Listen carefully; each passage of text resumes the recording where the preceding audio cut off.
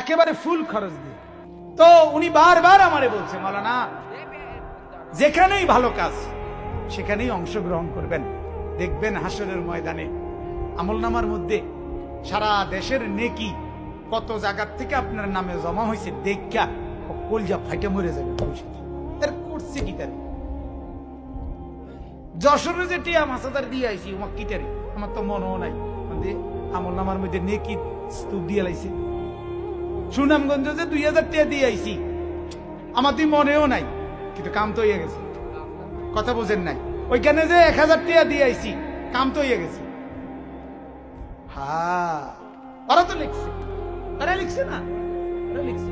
এই মাদ্রাসায় আমি টাকা দিছি, তো আজকে এই বাচ্চাগুলো আল্লাহর কোরআন পড়ে 2 রাকাত নামাজ পড়ে দেখাইছে, আমার আমল নামায় নেকি আসবে না? ওনার আমল নামায় নেকি আসবে না? আরো যতজন দিছিলেন তাদের আমল নামায় নেকি আসবে কিনা বলেন না?